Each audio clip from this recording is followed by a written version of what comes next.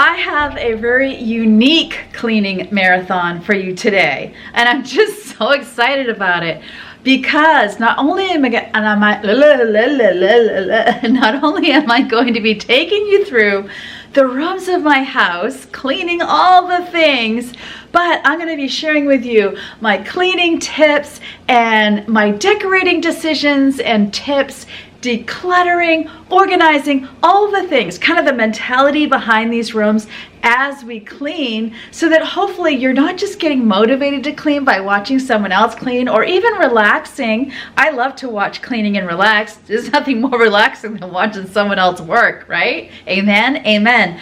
But also, I just want to fill your mind with ideas and maybe some thoughts that you haven't thought before. So let's get into this cleaning marathon. I hope you find it unique, but more important, inspiring, informative, encouraging, relaxing, all the things.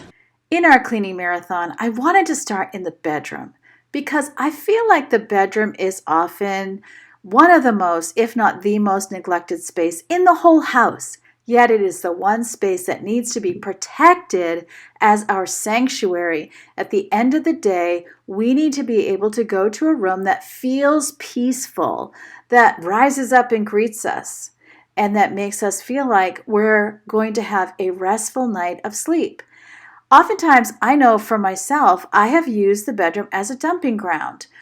I'm having company. I know they're not going to come into my bedroom. So if there was a mess in the living room, the dining room, the kitchen even, sometimes it would end up in my bedroom. Or if I had things that needed to be decluttered, they might end up in my bedroom. Now, it has been years since I have practiced this, but still the bedroom can get messy because I might ignore it for the sake of other rooms that are more visible. Let's face it, if we're having company, we're not going to clean our bedroom first. We're going to clean the kitchen or the living room, wherever our guests are going to go, the bathrooms, but we're not going to think, hey, I need to clean my bedroom.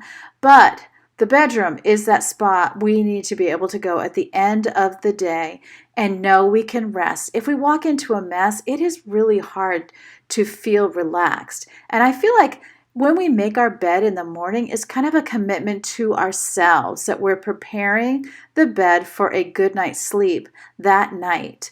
In fact, if you hate to have your blankets tucked in at the bottom of the bed, it's okay if you don't tuck them in when you're making the bed. Honestly, it's okay if you don't do the fancy bed with the pillows and the whole thing, maybe. It would be better if you actually got the bed ready for a night's sleep at the end of the day. Now, I know for some people, they like to have all those pillows. I like to have it decorated nicely. I go back and forth. Sometimes I'm getting it ready to sleep that night. Sometimes I am making it look pretty. Either way, however you like to do it is fine. I know for some, they say, I want to have it completely made up in the morning or I'm crawling back in. While others of us might not have that issue, and it might be more restful for us to get the bed ready for that night of sleep. But either way, I think making the bedroom a priority is so very, very important. And it should be the one space that isn't gathering clutter. It should be the one space that is the most organized. And it's something I'm still working on, but we really need to be setting our bedrooms up as a place of rest.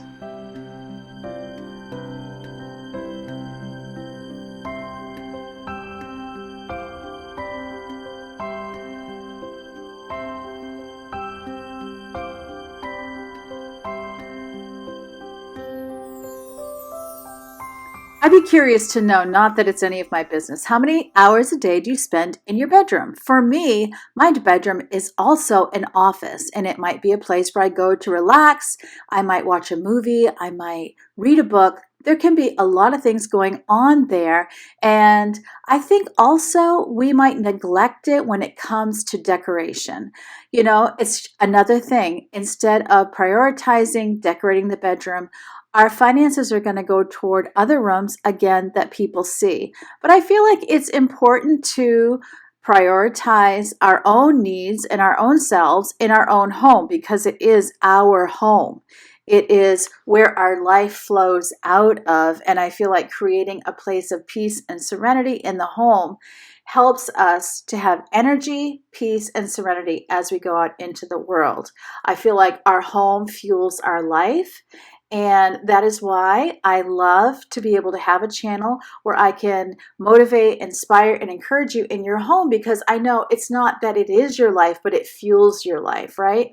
And so I do think for myself, I want to prioritize style, color in my room this year and really work on getting it to be a place that my husband and I just love. The colors, the style, and I don't think you have to spend a lot of money doing that, but I do think it's important. It's important not to just buy pretty things that you enjoy in the living room or the dining room, but also in your bedroom, so that when you come in, it's truly a place not only of rest, but also of joy, that you actually enjoy seeing your room at the end of the day or whenever you spend that time in your room.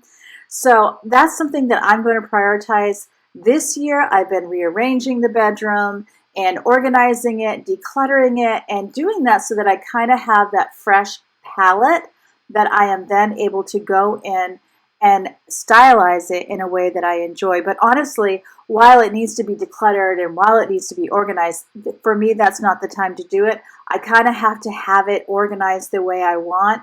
And then the beauty is it's kind of like Maslow's hierarchy, right? The base needs have to be taken care of first before you can get to a place where you're really prioritizing beauty. And I think it's true. You know, you have to declutter and you have to organize and you have to kind of have a bit of a cleaning schedule, or it doesn't really matter what you have for decor. You're not going to enjoy it as much, and it's going to be harder to plan it, quite honestly. But when we prioritize our bedroom as a place of beauty and a place of joy, then I think once it's decluttered and organized, we can really get going on making it a place of beauty. And I think that can be a great motivation to be doing the decluttering and the organizing and setting up habits where, say, we're making our bedroom or we're putting things away each day. And it gives us incentive to do that when we know that kind of the reward is to make it a place that is also pretty and fun to look at.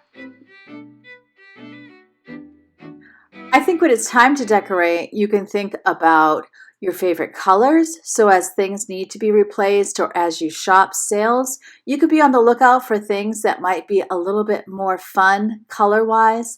Think about plants. You know, I have this little spider plant on my desk, and it's kind of a celebration for me because I've never really been great at taking care of plants, but it's a small, inexpensive plant. It'll grow bigger. I'll be able to repot it, and then it will take up more of the room. It's also filtering the air and making it a healthier place to breathe in. You know, as I need to replace things like the curtains, I could be picking something that I like a little bit better, that's a bit more stylish. Once you kind of have an idea on what you want and what you're looking for, whether that be artwork or personal touches, favorite colors, then you can be on the lookout. Yard sales, Goodwill, Facebook Marketplace, and different places that you can go, and Dollar Tree, Dollar General, Family Dollar. When it's something that you truly love and it's a color that you truly love, it doesn't have to be expensive. It doesn't even have to be large or take over the room. The little touches, as they can grow over time to a place that you really enjoy. One of the things I've really been working on this year also is labeling. You guys have really taught me the power of labeling things so that everybody knows where everything is. And so I have been working very hard at labeling all of our spaces, and it just is helping us to be more organized. And even though, to be perfectly honest, the family doesn't always prioritize putting things where I have labeled them, it sure does help me to clean up that much quicker, because I'm really not having to think very hard to get my space reorganized again. I don't have to remember where I put something last time. All of it is labeled and I just can chuck it in there without having to think about it. And when you don't have to think about it, you'd be surprised how much less energy it takes to get an area reorganized. When it comes to how I like to have my spaces organized, what I want them to look like, if you've ever done Cast from Clutter Bugs test to see what your organization style is, you might already know it. I am Team Ladybug. I don't want to see it. I've told my husband so many times, my goal is to make it look like nobody lives here. And that is so true. When I sit down, like if there's something, we're watching TV and there's something like kind of off to the side in my peripheral vision that I can see, I have to get up and move it. I can't relax. So sometimes decor for me is making it so you can't see it. And nothing is blessing me in this season of life more than this curtain to cover all of some of my clothes as well as some of my makeup and beauty products. Our hallway can often become very neglected. Let's face it, you're just kind of walking through and it's easy to become blind to any clutter that you see. It's easy to skip the hallway and the stairs when it comes to vacuuming, but it can be a super important spot in the house.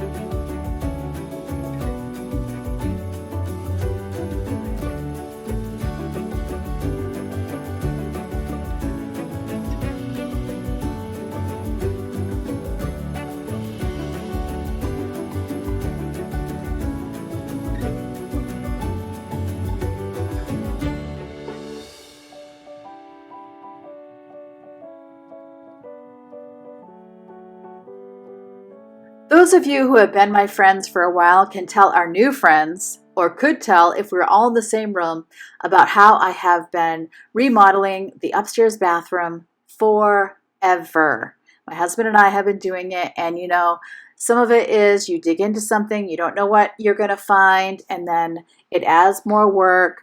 Walls are crooked, the ceiling's crooked, you know, the house is settled over time.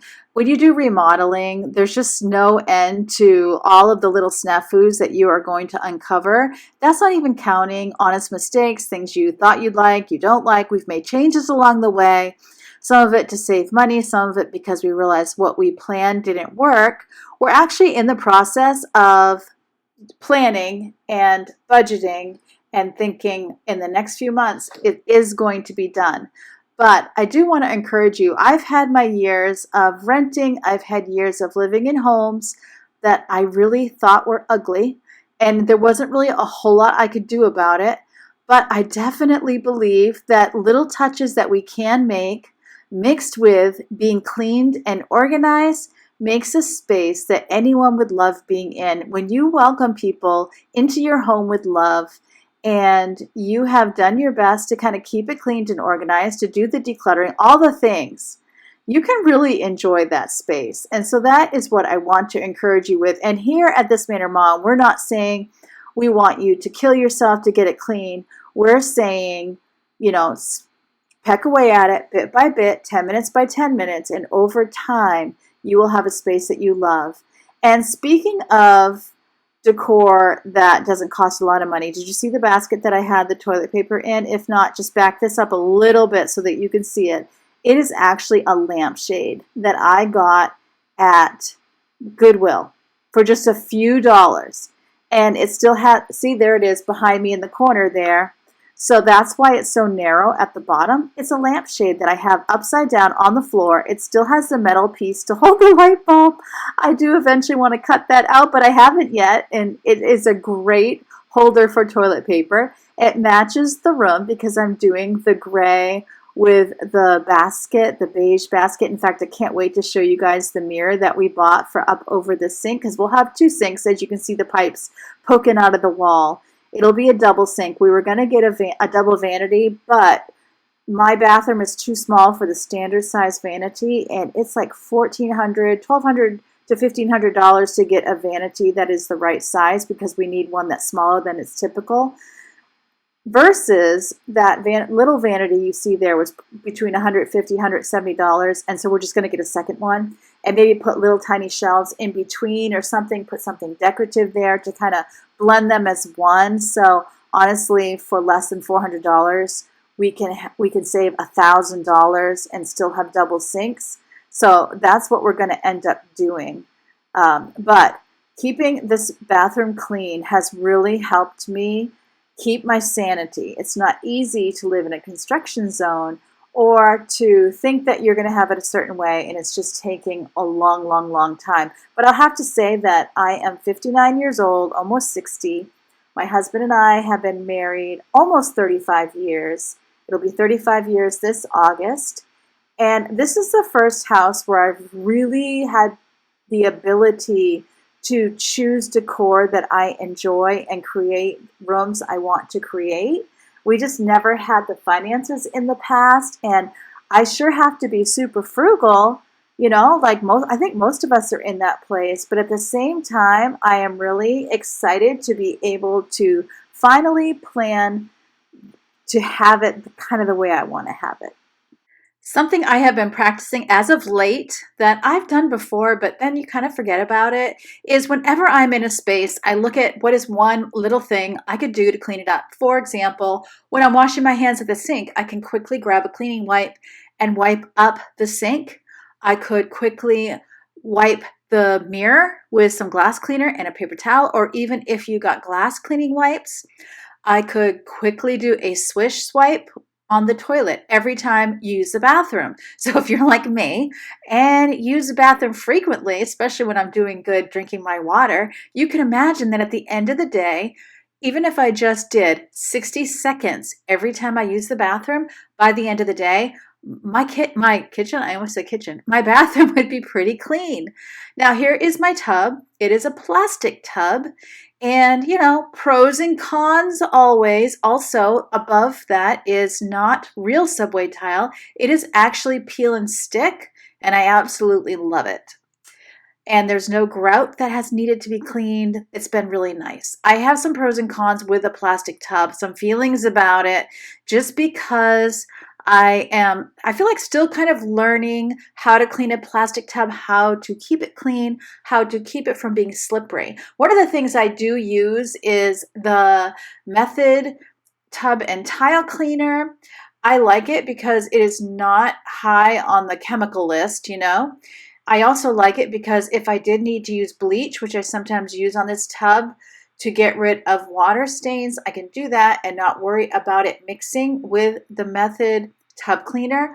The other thing I like about the tub cleaner is one of the things that often happens in my tub is the floor of it gets slippery. And I will say a plastic tub can get pretty slippery. And I've noticed that if I spray that cleaner, the Method cleaner, on the floor of the tub and just wipe it up quickly with a damp rag, could be a face cloth, honestly, that you're about to throw into the washing machine, that gets the slipperiness right away. It gets that soap scum, or if it's a residue left by shampoo or conditioner. But wiping up the tub real quick while you're in the shower is also a great thing to do. Obviously you don't want to be standing in any harsh cleaners. That would be the one thing. But other than that, it's not hard to do. I would love to know, you see my shower head there. Do you do the thing where you put a plastic bag around the shower head and soak it in cleaner overnight? I'd love to know, what do you do to clean your shower head? I haven't noticed this particular one getting overly grimy, but it's always good to kind of be ready. And I've tried that before with extremely limited success. Usually the plastic bag is weighted down by the water. It doesn't stay the way I want it to stay. I don't know that it actually works. I think it's probably easier to use a spare toothbrush and some cleaner and just get in there and do a little scrubbity scrub. If you are interested in cleaning your tub and shower while you're in it, a couple of ideas. You could use a mixture of lemon juice and baking soda. That'd be fine for you to be standing in. Also, Maybe some Dawn dish soap you could also use and wipe it up real quick. You could get yourself a squeegee. I bet you could find one at the Dollar Tree for $1.25. And you could squeegee the surround and the tub. That way you don't have a lot of soap buildup. So if you do that, I would love it if you would share in the comments below what you do in your tub and shower to clean up each time so that you don't end up with a big mess. Now, things like the radiator or the windowsill, that is a great thing to be doing when you're in there, is just to take a piece of toilet paper and give it a quick wipe. Have you ever noticed rust on a radiator in the bathroom? Now, of course, I think that could also be caused if it is the bathroom that has the shower, just in general, moisture being in the room all the time. But I've also heard it is, and this is gross, I'm sorry, ammonia spray from people using the toilet and not closing the lid before they flush. Our family is a little crazy about the toilet lid being shut. In fact, if you leave, and I'm not even talking about the toilet seat, I'm talking about the cover. My girls are so grossed out by the cover of the toilet not being down at all times, even when the toilet is completely clean and no one has used it. Also, another thing that we do, because of the whole thing where I don't even know what is, I should look that up, how much spray is coming out of the toilet when we use it and then flush it. I asked my best friend Google, and it says when using the toilet, ammonia spray typically travels a very short distance, usually only a few inches to a foot from the toilet bowl, depending on the amount of urine and the force of the flush. However, the ammonia gas itself can disperse further throughout the bathroom due to its lighter than air nature, potentially reaching several feet away. Also, urine contains minerals like salts and urea, which, when left to dry and concentrate, can create a slightly acidic environment that can contribute to corrosion on susceptible metals. A humid bathroom environment further exacerbates the potential for corrosion from urine residue. If your water is hard with a high mineral content, the minerals can combine with urine residue to form corrosive deposits on metal surfaces. Talk about things you could have lived a lifetime without ever hearing. I think we can put that at the top of the list. Now, I want you to think about where your toothbrush is, right? This is the thing. All the toothbrush holders are like open air toothbrush holders. So in our house, here's what we have done. We keep toothbrushes either inside a drawer or cabinet, or as in the case of mine, it is actually outside the bedroom in the linen closet. And my daughter Rachel keeps her toothbrush in her bedroom. So you might want to think of other places to store things, like also Dixie cups, things that you're going to put in your mouth. And it just shows it is a great idea to be wiping down your bathroom frequently. If there's something you would do that only takes a minute while you happen to be in the room, I think wiping down the bathroom, keeping cleaning wipes in the bathroom, all those things are a great idea. We tend to think in our family, like if somebody has a virus, that's a great time to be wiping, and everybody starts doing that. But honestly, not to be a clean freak, but I think it's just good to have cleaning wipes around in the bathroom so that it is really easy whenever you use the bathroom to start wiping things down. Not the whole thing, not becoming a freak. Not that that would be freaky, I don't know. But just, an extra 60 seconds. Or while you sit, honestly, not TMI, while you sit on the toilet, grab a cleaning wipe, wipe that radiator, wipe the side of you, wipe the metal, even if nothing else, and then you'll have a lot less rust and corrosion in the bathroom. Also, always remember to tell your kids that cleaning with ammonia and cleaning with bleach should never be happening at the same time in the bathroom. Oftentimes, disinfecting sprays will have ammonia in them, while things that we're using in the tub or toilet have bleach in them, and I think they can make those dangerous poisonous gases without even necessarily realizing that's what they're doing. So I think it's always good if you can be warning your family, or maybe making sure in your cleaners that you don't give anyone access to both bleach and ammonia, that would even be possible. I have to say, besides things like, simple things like the dishes and laundry, I would say I probably get the most help from my daughters in the bathroom. And I'm very thankful for that they don't mind just taking some time and doing some disinfecting and cleaning in the bathroom. It sure does help me a lot. Here I am using the spray way, and I've been sharing with you guys how I had bought some glass cleaner from the Dollar Tree and had kind of rejected the idea that a foaming spray is the only kind of spray that doesn't leave streaks easily. I mean, there's so many different types of glass cleaner, and I know there's those who use vinegar and water as well. I will say I tried the Dollar Tree glass cleaner. At first I loved it, but over time I started to notice I was struggling with it streaking, and so I am back team foam for cleaning my glass again. It's a pretty rare occasion that I will take on the whole full bathroom all in a day. Usually the tub and shower surround would be a completely separate day. But whenever I do, I kind of feel like I need a grand symphony behind me to celebrate my victory.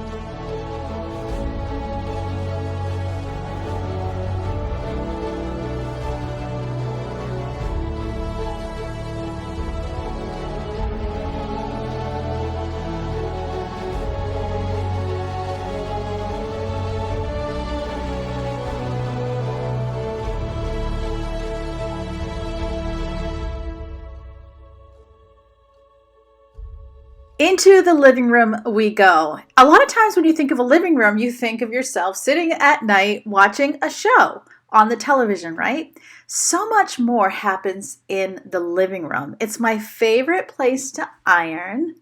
Also, the bathroom where we have our washer and dryer is just across from the living room. So it also ends up being a place where I often fold laundry. And if there's programs that I'm watching, then I'm ironing or I'm folding laundry. Oftentimes, it's just a really easy way to get some work done. And of course, you got the couch to put all the laundry on and all the good things like that.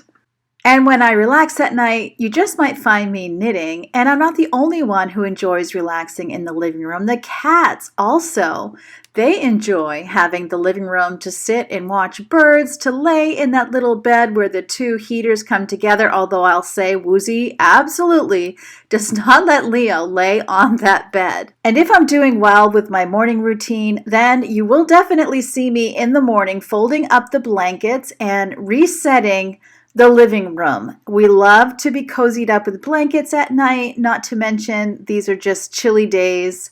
You know, we're in that chilly season of life where it gets dark early and you want to get all cozy. So in the morning, I like to get the living room reset. I'm very protective of my living room. And I have to be kind of patient because oftentimes the girls are kind of hanging out here at night and you will find their drinks on various end tables. And obviously this is a different morning because there are the blankets laying on the couch again, like I said, and I'm not lying. The blankets are always out every single morning because we're tired at night and we just don't take time, honestly, to fold up those blankets before we go to bed. And I'm sure Leo is completely disgusted with all of us and he is just there making sure I don't forget to do any of the things that should be done. Of course, the girls aren't the only ones to leave cups in the living room because that cup is mine as well as my hair clip. And don't you worry, I'm not going to make you watch me fold blankets again. By the magic of YouTube and this here cat you see sitting here, look, all the blankets have been folded and there goes the laundry out of the living room. But as I said, I am very protective over the living room. I do not store things in the living room, no DVDs. We do have a circular bookshelf, which you're going to see, but we do not have, I just don't like a lot laying around because I want to relax in the living room when I'm in there, especially at night. And if I have a lot of things around, then I can't relax.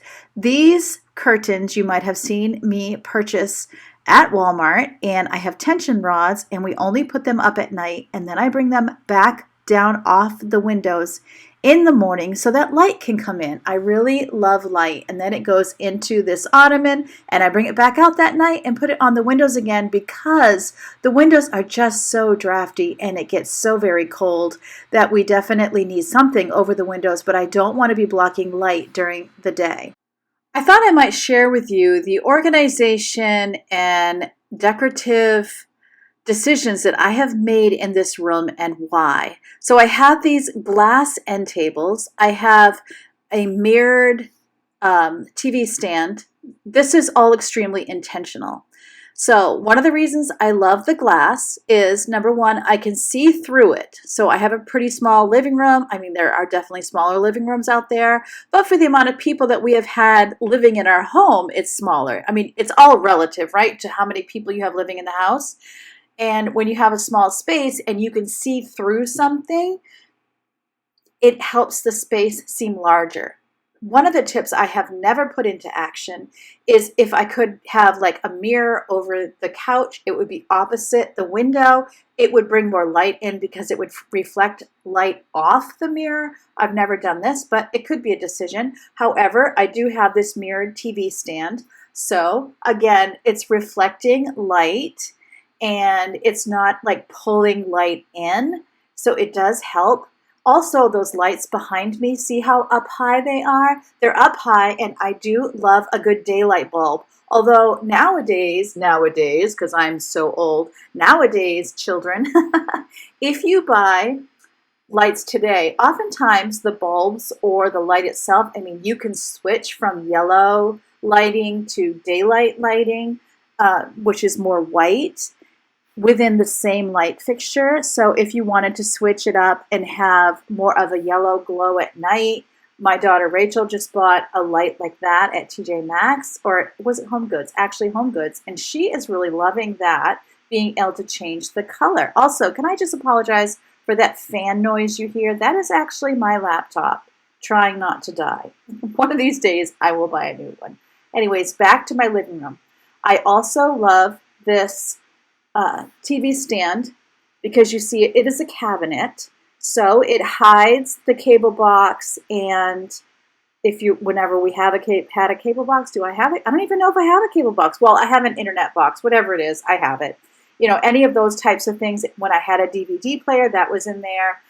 The girls have an Xbox, that's in there. And what we always do when we get furniture like this, if it doesn't already have it, is that we drill a hole in the back for cords to go through. I also kept coasters in this little drawer, any remote controls. I also have gaming, what is it, handheld gaming thingies. I can't even think of what they're called right now. So I have kept these things in this so that I don't have to see it around, okay? I'm decluttering the coasters here right now, which is completely unnecessary to this particular moment in time, but they're already gone. That's why I say that, I guess. It just does help to have things hidden, right? So that when you are sitting down, and I think no matter what your organizational style is, these are not types of things that you need to be able to see out and to see that you have. It's not like you're going to get worried that you're going to lose your internet box, right? Also, because it is glass and it's not see-through, then you can't see the cords behind it. So that's extremely intentional on my part. The other thing I have is the blanket storage ottoman / coffee table. I love that because that is where I can put an overflow of blankets. We're a family that loves blankets. It's where I can put the curtains. If we didn't have blankets, it's something where we could be putting the games that we play as a family. We could put that there. So that has just been very handy. There's just nothing that you see out and around. So we do have the one bookshelf, and I just did that a couple years ago. I put a rotary bookshelf in that room because my husband loves his books.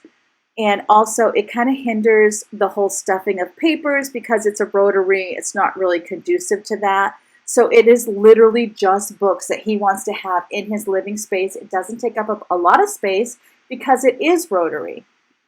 Something else that I do because I don't like to see a lot of things visually is all of the biggest amounts of decor that are on the wall are above the couch, because that way when I'm sitting, I'm not seeing it. It's up over my head. Honestly, I would love not to have the cat towers in here, but there's not really a lot that I can do about that.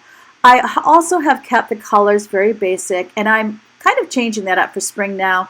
Usually what I do is I switch out the pillows, but I'm actually thinking about buying a new rug for this space that might have some like pink colors, some pastel-y. I'm just desiring for it to be softened up. I don't know if that's a sign of a really long winter or if I'm just changing. In the past, I didn't want to make the floor a focal point, and that's why I wasn't putting a lot of color on the floor. But I feel like today you can get some really kind of the washed out, worn look of a rug in here, and so it might reflect some light from me, which I would also love, but I don't feel like it's going to overpower the room at all. So I also have like walking spaces are clear. There is a heater in there right now, but that doesn't belong there, and it does end up leaving. And you can see I will put a chair in front of the window for the cats. They just love to look out and see the birds, so I'll bring a chair in here for them. But all in all, this is a very clean, very easy room to keep organized because we don't store a lot of things in the living room. When I did have children, I had a big basket, and so it would take all of 2 minutes to take all the toys in the living room and just chuck them in the basket. And so I also enjoy to clean and organize that way, and that also helps things to stay tidy. And we do have the treadmill, and that is because I like to walk on the treadmill while I watch television, and it helps me to keep up that habit of walking. without getting totally bored. So I love my living room. It's a very relaxing space and easy to maintain because, as I said, I don't allow a lot of things to be stored in here. The living room is a very important space to our family.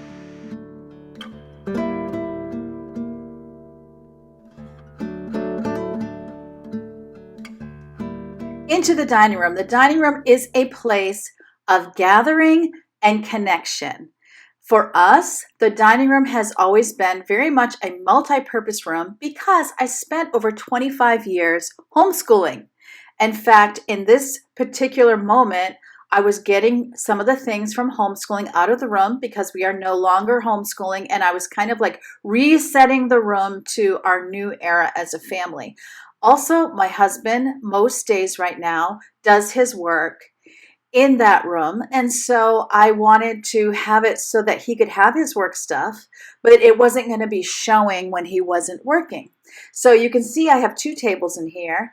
They have since been moved together again. So, I like a space where I have some flexibility to change it around as the needs of my family change. So one of the things that I absolutely love about this dining room was the day that I decided to get this hutch.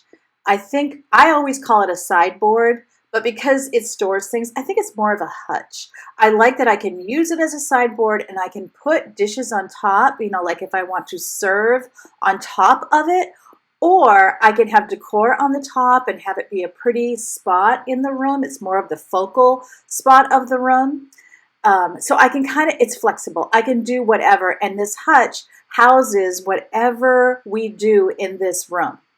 And so that is one thing. That is one huge tip. If I could tell anybody anything, when you stand in a room, you think about, what do I want this room for? What is the purpose of this room? And then the things that are going to be stored in there are going to add to that purpose. And if there's things that don't add to that purpose, I honestly want them gone.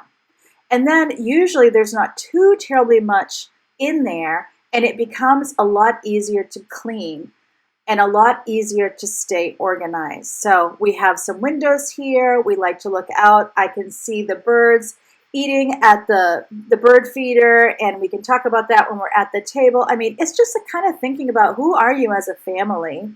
Who are you as a person if you live alone? And what would actually feed your life, make it easier to live, make it more joyful, make it less stressful? And then, quite honestly, everything else has just got to go somewhere else, or it's got to go, period. I mean, there's just no leeway there, or life just feels very chaotic and it just takes way too much work to maintain it. Someone was just saying on my last decluttering video that you would have seen, or it was my last basement video, that I'm still holding too much stuff. I could not agree more. There is still too much in that basement. My husband and I were talking about it. He's kind of been slow to come to the decluttering table, but now he's there. And so this is going to be a very exciting year of going through that basement all over again with a finer tooth comb. When it comes to other people's things, like, if someone wants to think that Yvonne has too many blankets, which I'm just saying because you just saw me shrink all her blankets in the last video. Okay, but that's Yvonne. It's not me. I'm willing to store her blankets. She loves to change her bed out. I'm not one to judge that.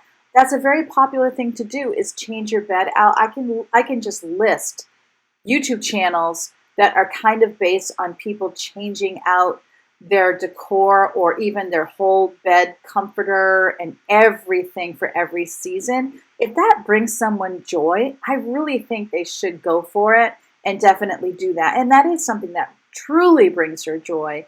And this world is hard, and if it's that simple to make her day, I'm all for it.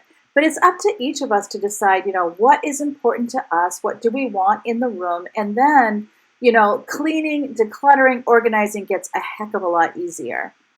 One little unique thing about me is I really love to feed squirrels and birds. And so I got these peanuts. They're salt-free. They have the shell on. We have a blast watching the squirrels and birds getting into those peanuts. I actually have a bag of peanuts under the window in the dining room so that I can just grab peanuts at any time and toss them out the window.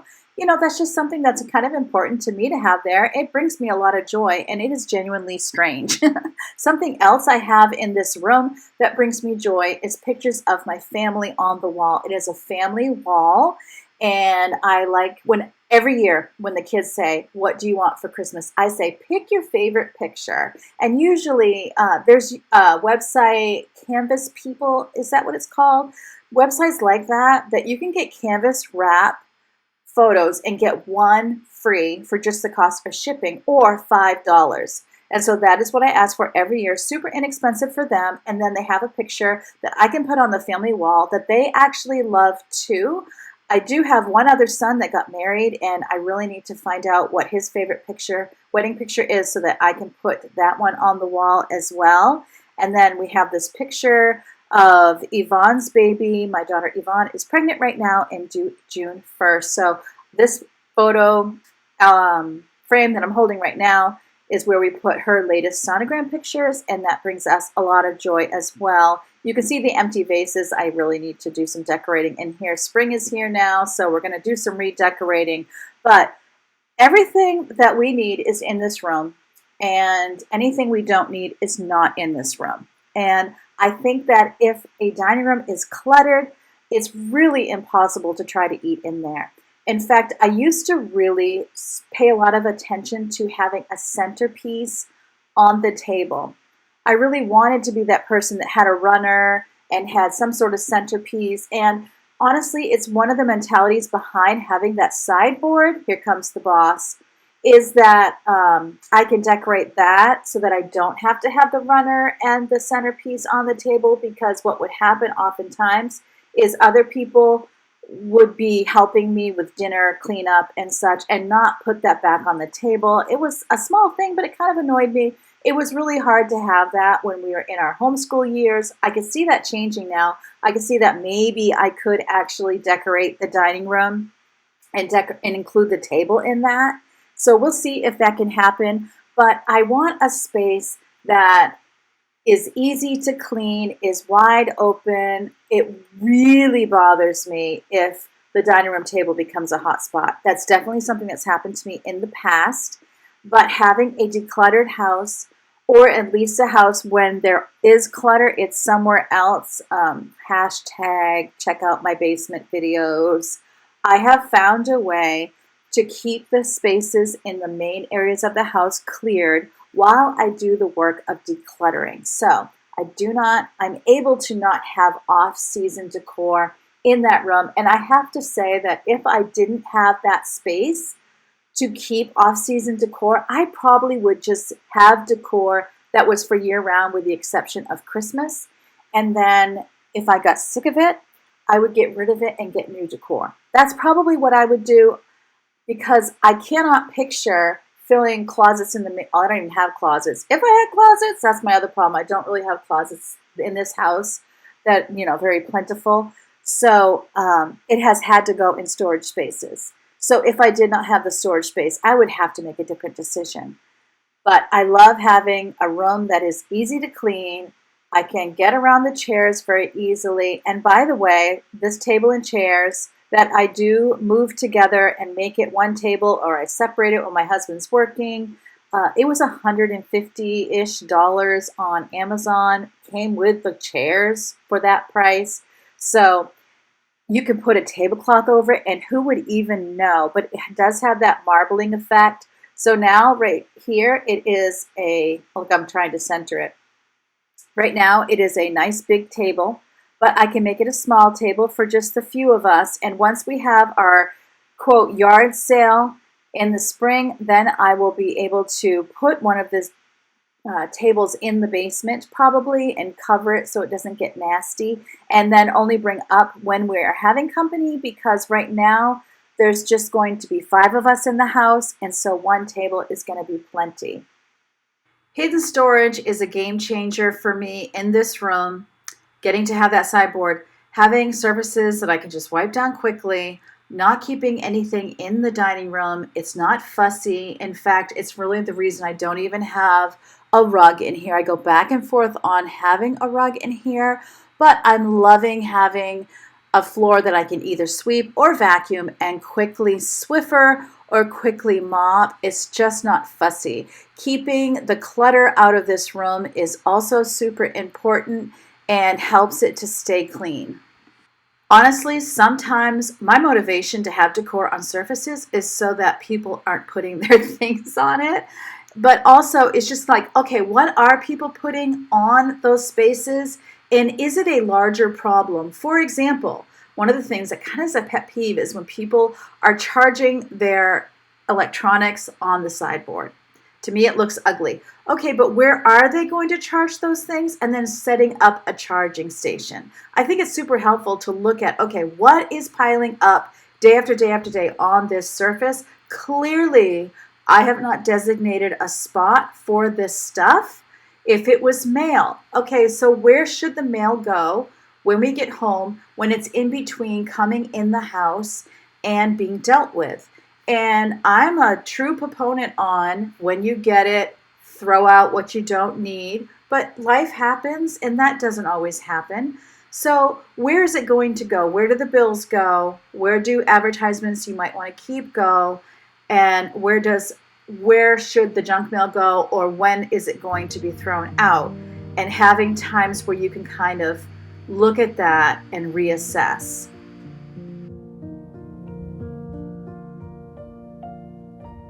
Oh, and it was bound to happen. Next is going to be the smaller bathroom, but here we are in the kitchen. Da, da, da.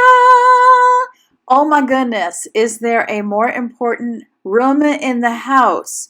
Is there a harder room to keep clean in the house? And you know what? I remember years ago seeing a study that said there was more bacteria in a kitchen sink than in a toilet. Why? Well, because honestly, the types of products that we use to clean a toilet, where it's the harsh bleach, bum, bum, bum, right? So the kitchen can be a place to really harbor bacteria, and we have to be careful with spoiled food. And here I am talking like I'm clean because my cats love the island. It's their island. So I'm constantly disinfecting that stinking thing. So the toilet metaphor kind of makes me feel a little bit better. Makes me feel like, well, maybe actually that island is the cleanest place in the whole kitchen because I'm disinfecting it so much. But keeping dishes clean, keeping them out of the kitchen sink so that you have space in the sink, keeping the refrigerator cleaned out. Then there's the spice cabinet. Then there's the pantry, spoiled food, expired food, all the food issues. And I will be honest with you that if I have a dumping ground, it is definitely that kitchen island. When you walk in the door, you just go to the kitchen, you put down the mail, and the trash can's right there, mind you. The trash can is right there. Okay, here we are in the biggest, in my opinion, the biggest potential for bacteria and filth. It's the refrigerator. The biggest potential for leaking because you have meats in there and such. So I know a lot of you keep your meats either on a plate or in a container. Fabulous idea. Definitely helps because then if the meat leaks, it's not going down to the back of the fridge and into the crispers at the bottom. It's staying in that container. So if I have a reason to have containers in the refrigerator, that would definitely be one of them. And I cannot tell you that I have solved the meat thing because you just have packaging that's different sizes. Although and you're going to see it in this video, I'm a big proponent of splitting up my meat in portion sizes and storing it in the freezer that way. That has been a game changer. That has really, really helped me. And just getting in there, getting things wiped down can be very hard. I heard one of you say in the comment section that you will take one spot in the refrigerator every single day. And I thought that was just a stellar idea. One shelf, one drawer, every single day. Also, just keeping the food supply down. If you're someone, and I would recommend if you want to store food or to have like a big stock of like a couple weeks, a couple months of backlog of food, I would really recommend She's in Her Apron. She really is the queen of that. But I wouldn't be keeping it in most people that do that, they have more than one refrigerator. So the stuff that you're using in that week is in the refrigerator that's in the kitchen, and then the stuff you're storing would be in another refrigerator. But not everybody can financially do that.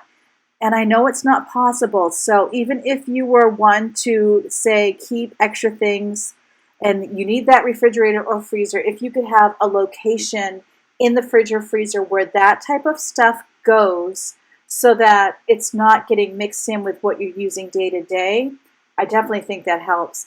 Also, keeping down the waste for me is every week, twice a week, because I don't necessarily even just grocery shop once a week. Oftentimes it's twice. For me, that saves me money because I do shop online. But I can look through my refrigerator and freezer, see what we have on hand, and make decisions toward a meal plan based on what is already in the house and what can I add to that to make a meal. Maybe I bought something and then I realize, I don't like that recipe, and I'm not really in the mood for that. Well, okay, now what am I in the mood for, and what could I get so that we could make that recipe? What can I use? The other ingredients that were included that I already purchased, or maybe do I just need to suck it up and make the recipe and we eat it? It's all those decisions, and there can be a lot of wasted money in the refrigerator and freezer, but not only that, just food goes to waste. So the one thing I would say is you got to give up the guilt. Do your best and give up the dang guilt. And I understand it because I feel guilty enough. But then, honestly, it's comment section for a reason, because you're going to comment there. Then you're going to have people telling you that you're a terrible person. They don't actually say you're a terrible person. You just feel that. You feel you're a terrible person because somebody reminded you that you just wasted food, So because I have a large family, my go-to is to create a lot of food at once. And it's something I've really had to work on. And also, if there's leftovers, I can tell you my husband's going to want me to keep the leftovers, even if I know no one is going to eat the leftovers because he feels too guilty to throw it away. He doesn't feel guilty to throw away moldy food, so we kind of have to wait for it to spoil and then throw it away. So, keeping short accounts with your refrigerator, getting those leftovers out and in the trash when they're bad, checking in with your produce and fruit. It is heartbreaking when you realize, especially right now, how much money you've spent on that food and then you're throwing it away. I get it, but it really doesn't help to delay that decision because it just makes it worse. And then you're putting your health and your family's health at risk by having a lot of spoiled food in your refrigerator. It's much healthier to just go ahead and get it out. The refrigerator can actually be the hardest place to declutter because there's so much darn guilt involved. And look at how messy this refrigerator was on this particular day. And I used to kind of go through each decision and talk about it and throw it away. And to be perfectly honest, I was like too weak in character to handle the comment section and what I knew was going to come my way. I can be throwing something away and I'm thinking, oh no, I'm going to get in big trouble for this. I'm not even kidding you, but that's me. Like I gotta grow some thick skin in that area, and we're working on it. But just for the health and safety of your family, give up the guilt, get rid of that crappy food. I was looking through some fridge cleaning tips online to prepare for this video to see what wisdom I could share with you. And the first thing it said was take everything out of the fridge and wipe down all the shelves. And you know what I had to say about that. I had to say, heck no. First of all, in my opinion, it takes me long enough to clean the whole refrigerator that I don't really want everything out on the counter. I get a little wiggly about having my refrigerated stuff warming up and out too long. Kind of wigs me out. Also, I don't really have that kind of energy. Hello, I'm about to turn 60. I'm not 20 years old, people. I might get tired after doing the refrigerator doors, and I might choose to wait and do the shelves the next day or the drawers the next day or something. I am not taking everything out of the refrigerator. What I am doing is trying to have less stock in the refrigerator in the first place, which you definitely cannot see in this footage. That refrigerator is packed on tight. But in general, I'm trying to have less on hand. That definitely helps me. And it helps me not to dread cleaning the refrigerator. if I have less on hand. Let's talk cleaners. You can use baking soda and water in your refrigerator. I'm always careful with baking soda. Sometimes I think it leaves a residue.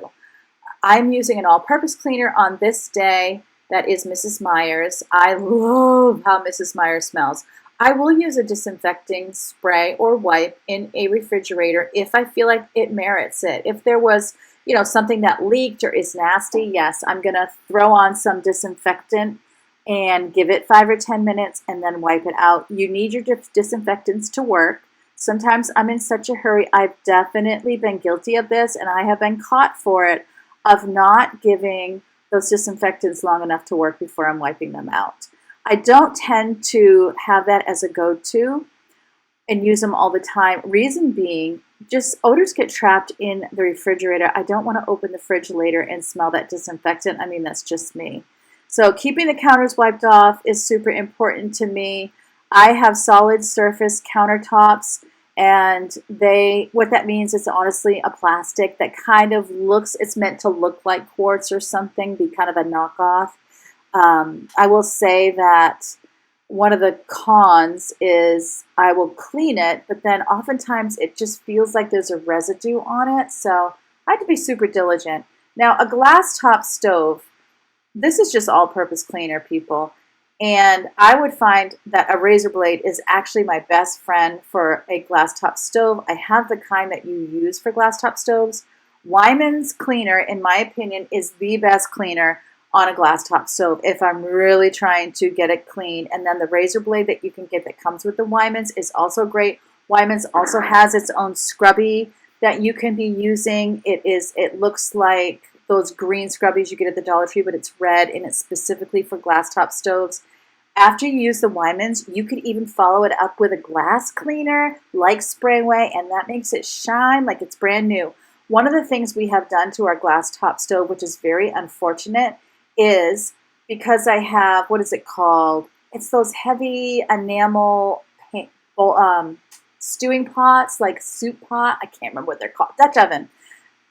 We have some scraping and some scratches on our oven. I'm convinced it's from that Dutch oven. So now I'm cleaning my stainless steel. And the thing about stainless steel, I say it every time, if you can get fingerprint proof or fingerprint resistant, it's called, game changer. It really is so much easier to clean. You could actually clean it with a wet rag and just put a dry paper towel or towel to it, and it looks beautiful, whereas my other stainless steel takes more work. I think the Wyman's stainless steel cleaner is excellent. I tried to keep that in the house. The thing with stainless steel to make it look really great is to not just clean it. You've got to clean it, and then you've got to buff it out. The buffing is annoying. I am quite sure that someday stainless steel will go out of style again. And the white will be back. That stuff was so much easier to clean. Pros and cons always, but so buffing is the big deal. My dishwasher, my Bosch dishwasher, is the hardest to have it look nice. I'll get drips of water that ran down it, and then it makes it really hard to buff out and not show those streaks. And then second, in the middle between hard and easy is this oven, but can we just appreciate the fact that it's a double oven? It's so funny now that I wanted it so bad, and it was near the end of having most of my kids living in the home. Now we have a smaller family, but you know what? It is still absolutely my favorite appliance, that I could be roasting broccoli and also broiling meat at the same time. It's just like mind-blowing. So this, and really a higher end stove is way more expensive than this double oven. Way more expensive. So yes, Wyman's is my best friend, and glass cleaner even on that cooktop is my best friend. I love it. Before we graduate to the next area, which will be the pantry, I just had to leave a little bit of motivation here for storing the meat that comes out of the refrigerator. So I'm putting on gloves. Not a big fan of handling raw meat. So if I wear, these gloves, it makes me feel a lot better.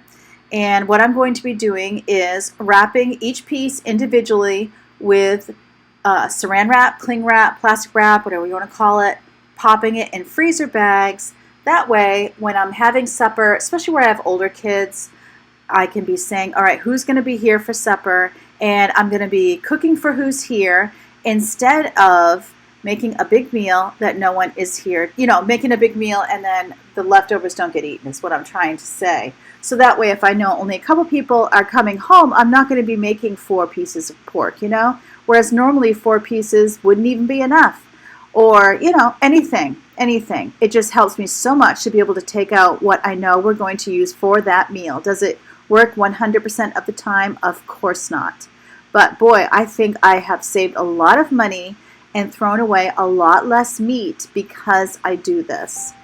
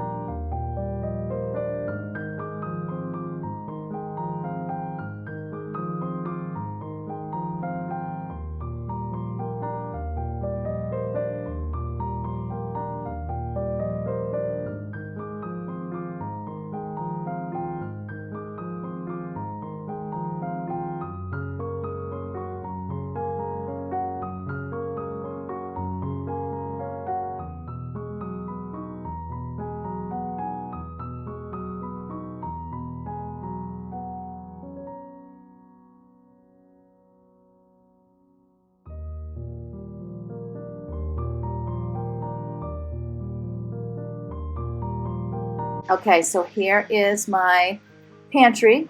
We are on different levels all the time on how I feel about my pantry. About a year ago, you can't see it right now. See, she's so proud of it. But I put bird decals on the back of the pantry, which make my heart soar whenever I can see them. And it is a major motivation to keep the stock down in the pantry. This was also before I started storing cans on that door. You see that big mess? That's not there anymore because now I'm storing my cans there thanks to one of you who told me to do that. My family loves it because it's so easy to see exactly what cans we have. I don't have tons of cans. People aren't putting black beans on my grocery list anymore because they can see that we have black beans.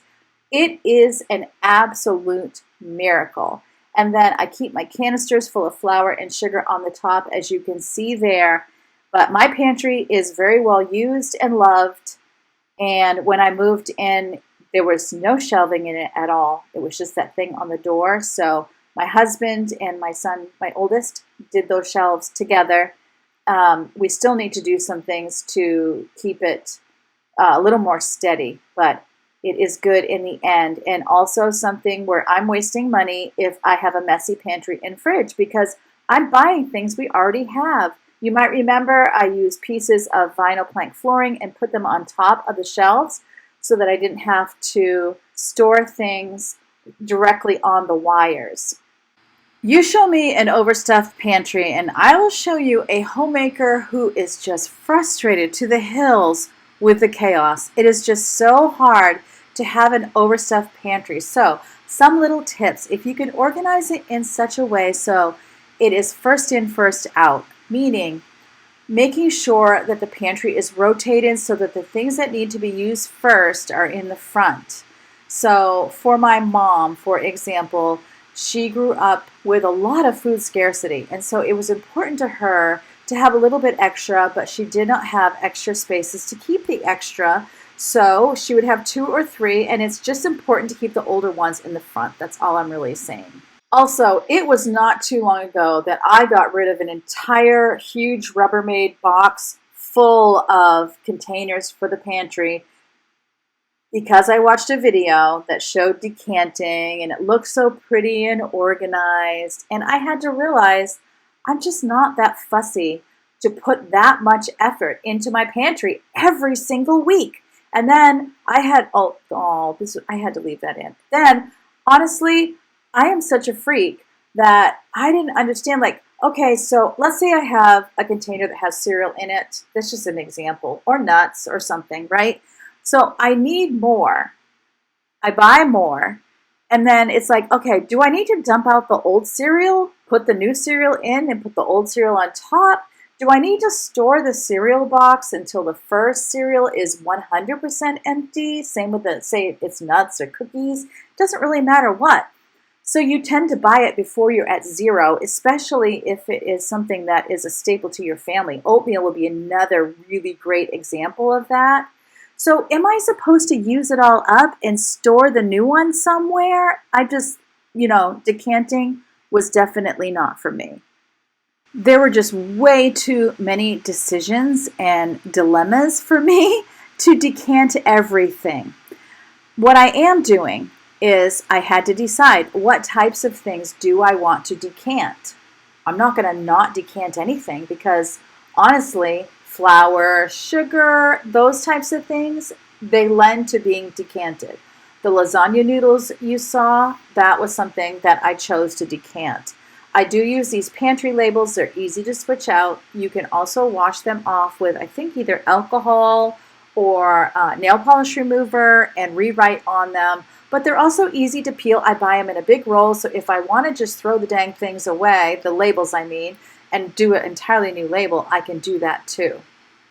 When I first did this pantry declutter, at first I was like, okay, this isn't working because I have all these great labels and people aren't putting things away in the way I labeled it. But it's a few weeks later now, and I have to say, glory of glories, someone eats crackers and puts that package of crackers back in the basket where crackers and snacks goes, which is a miracle. Are we at 100%? No. But half the reason I do these labels, it's not for them. It is actually for me. It means when I want to do a quick tidy on the pantry, I don't have to think about it. I just see the labels. I've got crackers in my hand. Crackers go where it says crackers. Easy peasy lemon squeezy, right? It's just like whenever you start a new habit. Why is it so exhausting to start a new habit? The reason it's exhausting to start a new habit is because every time you do that thing, every single day, you have to think about it. You have to think about it because it's not automatic yet. Once something is automatic, it's not taking any brain power to complete it, and it's so easy to do because you form that habit that it's not a big deal. So, for example, brushing your teeth. Brushing your teeth doesn't exhaust you. because you have brushed your teeth every day for more time than you can remember, more than likely, right? So it doesn't take effort to remember to brush your teeth. But if you're setting a new habit, it takes time and mental energy to establish that habit. So as we go about our day as homemakers, the more things we have to think about as we do them, the harder it is to complete those tasks. Just like if I completely rearrange my kitchen and I don't tell anyone and I ask somebody to empty the dishwasher, they're going to be completely exhausted just by trying to find where everything goes. It's another reason to put things where you use them, and you can't do that in every situation. Not everybody is going to be able to put coffee where the coffee pot is and the coffee mugs and set it all up. There's just too many things happening in a kitchen for it to be 100%. So you do have to kind of like prioritize and decide what things would be helpful to have near where you do them. For example, we eat in the dining room, but we put dishes away in the kitchen. So the dishwasher is in the kitchen, not the dining room. So then I had to decide, am I going to have the dishes in the dining room where we set the table and eat, or am I going to have them in the kitchen where I am when I empty the dishwasher? So for me, it made more sense for me personally in this season of life to have the dishes near the dishwasher. When my children were very young and I wanted them to help me set the table, I put the dishes in the dining room down low where they could reach them, because it was more important to make their job easy than it was to make my job easy. Growing up, I don't ever remember us having a pantry, a closet for your food. I don't ever remember that. It was just in the cabinets. So I don't know if that's a new thing or if we just didn't have one in our house, but I think it takes a while, and different seasons makes it so that it takes a while again to organize your pantry in such a way that makes it easy to handle expired items, forgotten ingredients, wasted space. I just think those things happen, and we just have to keep trying and keep tweaking until we get it the way we want. Right here, I'm writing an inventory list because I just felt like I needed it. It's not something I have all the time, but when I have too much food in my pantry, more than I can keep track of, then it is time to kind of make a list. And so that I can just be very intentional with the meal plan of going to that list and making sure that I'm picking things. For example, I had 3 cans of corn at the time.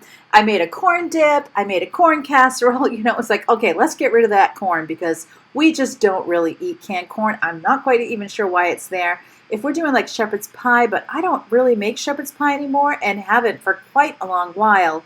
So it was just kind of funny that I had these 3 random cans of corn. They weren't expired or anything. So then I was able to look up some recipes and make sure that I was including corn right away in my meal plan. Of course, I'm always grouping things together too, and I do even try to like group vegetables and then the bean family, and kind of do it that way as well. Snacks versus pasta versus like flour, sugar, all of those things. Of course, that just helps me with easy access. And then there's just a whole nother category when you talk about spices. For me, my spices are not over here. They're in a cabinet to the right of the oven. That way, as we're cooking, we can be pulling spices out and just adding them, but I don't necessarily feel like I need to do that with the baked goods. So it's really just individual. And I do have my coffee where I have the coffee pot as well as tea. So setting your kitchen up, it's a very individualized thing. I think it's great to watch videos like this. Hello, like this. Shameless plug. That give us ideas, but that doesn't mean that you should put your crackers where I put my crackers. You should put your coffee where I put my coffee. I mean, it's worth a try, honestly. But, you've got to do it the way you want it done and the way that it helps you and your family to keep track of things. So originally I just put crackers in here, but now I'm putting granola bars and I'm calling it a snack because that's really how my girls tend to eat fruit bars and granola bars, more as a snack, not necessarily as a breakfast. And then I have the whole Optivia food thing. So that is unique as well. All of us have unique food items, and you just have to keep playing with it until you find a system that works for you. Our foods have changed over the years. When the kids were younger, I had a lot more cereals. Of course, those are bulky, and so finding a good way to store those was always a challenge. But I definitely would say, think about the things that you all are grabbing for all the time. Make sure they're easily accessible. It does help things to stay neat because people aren't going to reach over a bunch of cans to put their crackers away, so having the crackers in the front is going to save you some time when it comes to tidying up your pantry, because it's just going to be easier for people to put things away without having to give it a lot of thought. And I would definitely say, it's so funny. Okay, when I was first married, one of the things I used to do was I would kind of watch where my husband threw his dirty laundry, and I would put a basket in that spot. So that way, or my hamper or whatever, honestly, for a while, I even had like a little hoop over it so it could be like shooting a basket. But noticing, okay, so maybe they're not putting their snacks where you want them to put their snacks. Where are they putting the snacks? Is there a way that you could put a container in that spot so wherever they're habitually putting their snacks happens to be where that container is? That could be another way that you are organizing wherever it is that you put food. If you don't have a pantry and if your food doesn't fit in the cabinets, I've seen a lot of people get the wire shelving that you can get at Sam's Club or at Lowe's or Home Depot or Costco and put all of their foods on that. And that can work for you. Or maybe, your cabinets can work. Maybe you have a hutch in your dining room and you can move your dishes out to the dining room so that you could be putting the food in the cabinets. Or maybe you're not going to be able to store as much food as somebody else because you just don't have the space. You could also get those plastic, kind of like a dresser that you can put anywhere. Utility shelves, utility drawers, that's what I want to say, that are plastic, that can go on the floor, anywhere. Using vertical space obviously is going to help you a lot. And there's definitely storage solutions literally everywhere. You're going to see at Goodwill or Salvation Army or thrift stores, containers. If you're somebody who could go once a week and just be checking those places out, you could probably find some that are very inexpensive. Keep your eye on the Amazon deal of the day. Keep your eye on the clearance shelf at Walmart. Building over time containers that you want to have doesn't have to take a lot of money, but it might have to take a bit of patience. I am always a little bit leery of Goodwill. I try to at least be looking at Amazon deal of the day or look at sale flyers so that I know when I'm standing in Goodwill, is this a good deal even? Or could I have gotten this container for $2 at Walmart? I don't have to have a name brand on it. Who cares? Who gave you plastic is plastic. Honestly, Dollar Tree is a great place. I had a Dollar Tree pantry at one time. It's definitely living on the channel. They were lime green plastic containers that honestly gave me a lot of joy at the time. They were neon, for goodness sake. But at the time, it just was bright and cheerful, and I really actually enjoyed it. Keeping the pantry organized, checking in for expired food, rotating, first in, first out, all those things, honestly, it's just to reduce stress. Again, food's expensive and meal planning is hard, and anything that can make our job easier, winner, chicken dinner. See what I did there? Chicken dinner, get it? Okay, sorry. I've just been, don't mind me. I've just been talking for an hour and 16 seconds, minutes, an hour and 17 minutes now. But seriously, I hope this is helping you. Let me know in the comments section, is this helping, or maybe next time would you like more music? I'm just saying. Seriously though, I am trying to go through room by room and give you every single tip, trick, strategy, idea I can possibly give you so that if I were to die today, generations after us could come back and look at this video. My great grandchildren can come back and see that great grandma gave them some tips and helps that they could use. So I do hope this is helping you. I hope it's helping you think of things you might not have thought before, or even to kind of jog your memory on things you always knew but forgot, or maybe you're like, girl, you're nuts. I have a better way. If you do, Go ahead, write it down in the comments section. I double dog dare you. I'll be the first one to appreciate it and to put a heart on it and probably to use your suggestion. And if it's not me, it's going to be somebody else. So it does honestly help everyone when you're putting your things in your ideas and your thoughts in the comment section. Even if you tell me that everything I'm doing is wrong, don't worry about me. I'll be fine. I'll stop crying eventually. I might even realize it's a good idea. And I might even use that idea and get past my own pride and sense of poor self-worth. No, actually though, I do really appreciate all of the great ideas that you guys share in the comments section. So trying to put things that we use all the time more at eye level, big bags of chips and bulky containers of oatmeal and let's say lemonade go on the bottom, just trying to do whatever makes sense, but always knowing that if it doesn't work, we'll just change it. No big deal. And that's kind of the thing. Know that you can do something and if it doesn't work, just change it. It's okay. No big deal.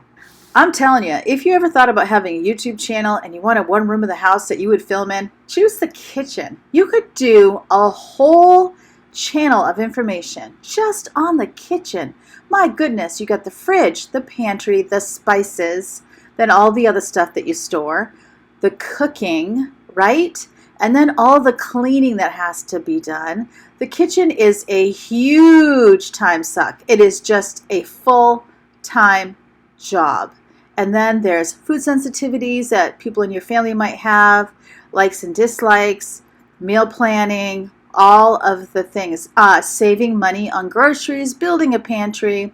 My goodness, it is amazing how much is happening in one kitchen, in one room of the house. But look at all those labels. Oh, that does just make my heart sore.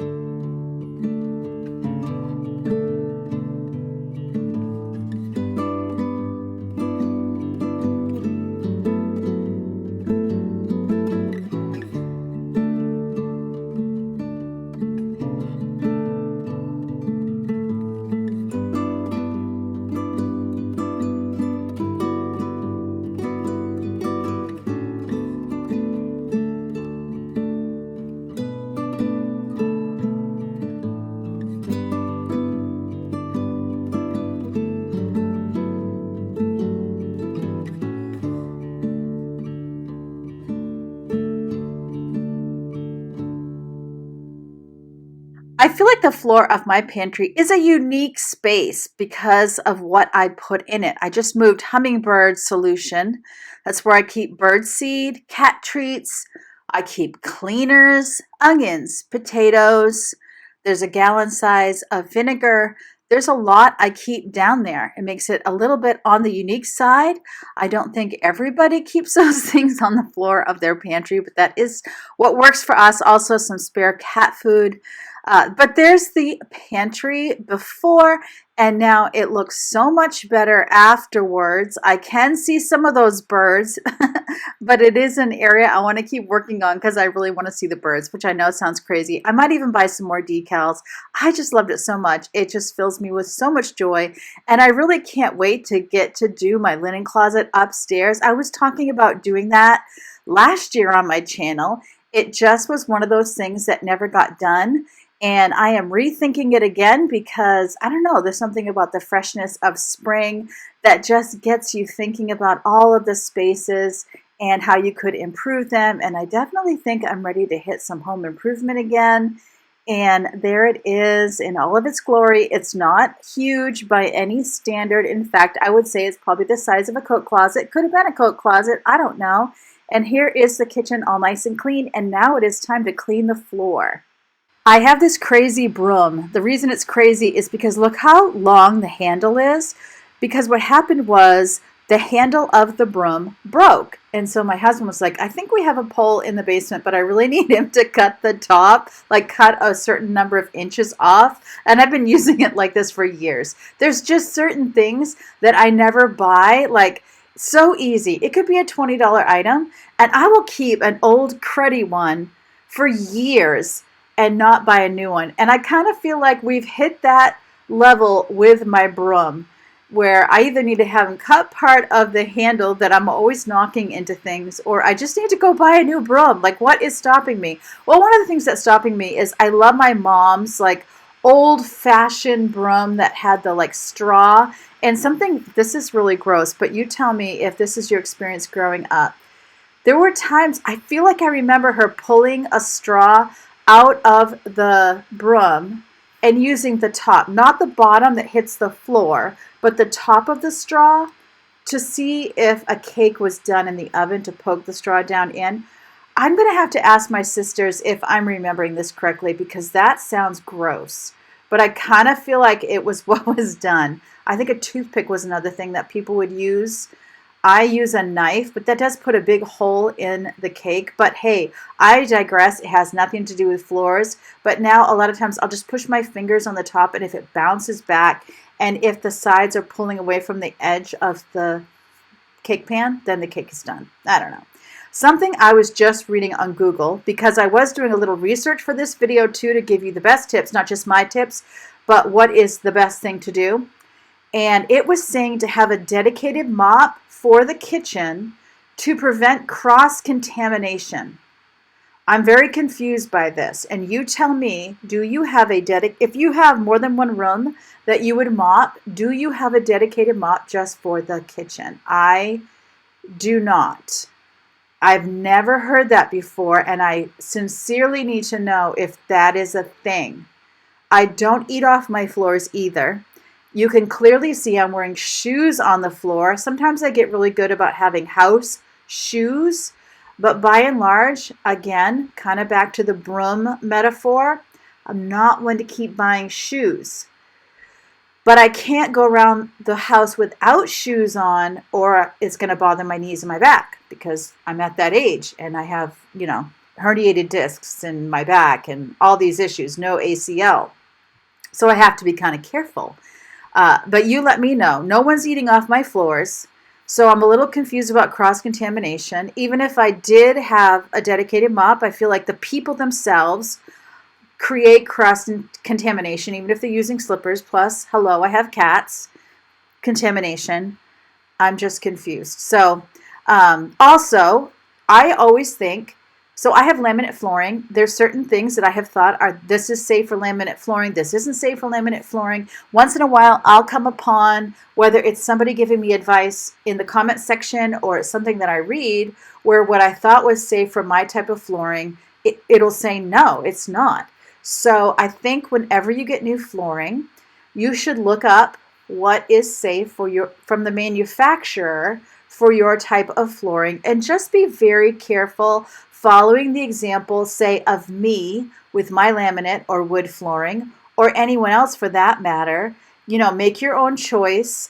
I think that warm water, and I know one of the issues is you don't want laminate to be super wet, but I think if you take a towel and dry it, it really doesn't make that huge of a difference. So if you even were to use warm water, you could dry it afterwards. Now you could see this is a different time because I just showed you a clean kitchen and it's dirty again. It's one of the downfalls of a compilation. I'm giving you the motivation for all of the things, but things were done in a different order in different videos, and that is just a truth bomb it's just glaring. It's there, so we might as well admit to it. Another truth bomb: if I have cleaned my kitchen to the level that I am washing the floor, we're at top tier here. I procrastinate washing the floor, and it's really since I lost those pads that go to my steamer that for the life of me, I still cannot find. I'm telling you, when I break down and get a new steamer, that's when I'm going to find those pads. It happens every time. But I do tend to procrastinate. Light gray flooring shows all of the dirt. I will definitely say that. That has been an unfortunate side effect of this flooring, although if I were to see it again in a store, I'm almost sure I'd be gravitated right to it like a moth to flame, and I would pick it again because I just love it so much. It has such a coastal feel. I don't live on the coast of Maine, but I grew up on the coast of Maine. I'm about an hour from the coast right now. I just gravitate so heavily to any decor that makes me feel like I am on the coast. So I've been searching out, I used to just only put coastal or coastal glam whenever I was looking for decor. Now I tend to also put boho because I've noticed that a lot of boho is very coastal. Okay guys, I'm just going to be cleaning the downstairs bathroom. I'm just going to use the disinfecting wipes for the toilet and sink. When we are having friends over, this is the bathroom that the guests would use, and I'm talking about day guests. If we have guests overnight, they're going to be using the same shower we all use because I only have one shower in the house, and this would be the bathroom that they would use when they're downstairs, unless someone's in it, in which case they would probably go on upstairs. Would love to know if your home has a dedicated guest bathroom. It's interesting because there's certain mindsets that we can get, like everybody has a guest room. Do you have a guest room, an extra bedroom? Of course, because I have 7 children, the idea of having a bedroom that only guests use, you can imagine, is not a thing. I mean, we don't even have a dedicated office in this house, so certainly we don't have a dedicated guest bathroom. I would also love to know, when guests come to your home, do you prefer to have like a basket full of toiletries, towels, that sort of thing that they would use that they have right away? Or do you just kind of like incorporate them into your home as a family member? We tend to incorporate them into our home as a family member to tell them, show them where towels are, or to bring them up and get towels for them. I would say if they're there more than one night, then they're probably going to be getting their own towels after the first night. I think it's always important when you have guests, let them know after they take a shower, what would you prefer they do with the towel? Are they going to save it and use it for tomorrow, or are they going to pop it right in the washing machine? It is one of the things I like about the style that I kind of incorporated for keeping laundry up to date, was to have the washing machine kind of open and you just are throwing your stuff in there. And then when it's full, I turn it on, put the soap in, turn it on. So when I have guests, it's just as easy for them to go ahead and put their towels in the washing machine, and then I just wash them. I don't tend to have my guests keep their towels from day to day, although that's something that I personally do.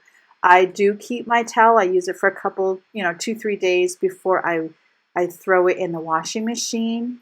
But I think for guests, I know some people are used to doing that and some people aren't, and it might be alarming for some. So I let them go ahead and have their towels and such washed every day. I always change out the hand towels every day, and everybody uses a fresh face cloth, and we don't share face cloths. Would love to know any of that stuff. What do you do? Okay, then just a trash bag for the new trash. The baby Nike.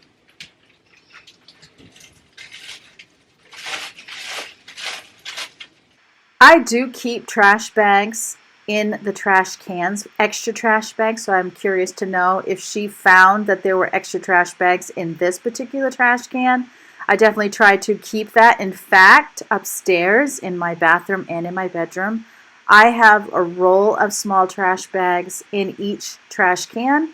So if you were to lift out the trash bag, you would find an entire roll of trash bags in there, and it just does really help save work that you're not always searching for a trash bag. And you just saw her get out a new hand towel and put that out, and putting the dirty hand towel in the washing machine. We are also using the purple stuff she has in her hand that is all-purpose cleaner from the Dollar Tree.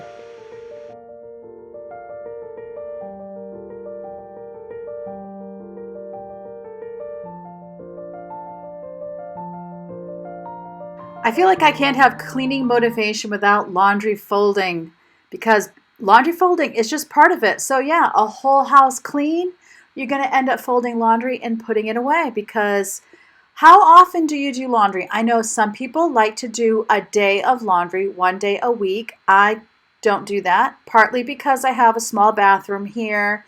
I don't really have a great storage space for dirty laundry. I have foldable netted laundry baskets, that except for this blue one that my husband bought. So I have these foldable baskets that can go between the washing machine and the wall, like this one here that is broken, and I need to get another one, but I'm stubbornly using it, and that helps me not to see clutter. I don't have a sock basket anymore. Years ago, I had a laundry basket, like a regular, big laundry basket, and there were always socks, like the whole laundry basket full of socks. And whenever my mom would come visit me in the summer, she would always match the socks for me. And the first year that I started doing the whatever is in the washing machine gets washed every day, and she came and there were no socks, she was just amazed. Where are all the socks? Because the other thing I started doing was, once I had, each kid had their own laundry day and they were responsible for their personal laundry. Their socks went in, their socks came out, and whatever happened to their socks was 100% their business. So if they had odd socks, they were in their room, in their sock drawer. If they chose not to match their socks and just throw them in the drawer, that was great, because, it was kind of a big thing that kids weren't matching socks and were wearing them unmatched. And so if they didn't want to match their socks, that was fine. And then there was no more sock matching. Boy, what a game changer. What a lot of time can be spent matching socks. What I tend to fold a lot, that you see me fold a lot, is the washcloths, the towels. Even though everybody has their own laundry day, I do tell them, if you want to throw towels in the washing machine, go for it. I specifically prefer that in the summertime, because the last thing I want is damp towels everywhere in various laundry baskets in bedrooms. I would much rather get them out of the bedroom and into the washing machine. I used to have one of my kids folding the laundry, but I actually enjoy folding laundry, so oftentimes I do it. I actually find it relaxing, and I'll be watching a video, listening to a podcast, watching a TV show while I fold my laundry, and it is just no big deal.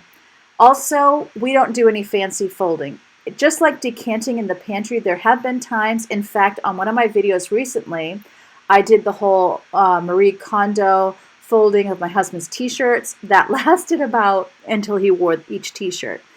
And then when he was putting his laundry away again, just kind of threw it in there. Honestly, okay. I don't even fold my pajamas. I just tend to throw them in the basket where my pajamas go. I don't feel a need to be wrinkle-free when I go to bed. Maybe that will change. Maybe I'll get in a different mood. I've thought about doing a video that shows different folding methods just because I think it's fun, not because I am under any fantasy that I would keep the clothes folded in that way consistently. I just think it's kind of fun. It's like an origami for cloth.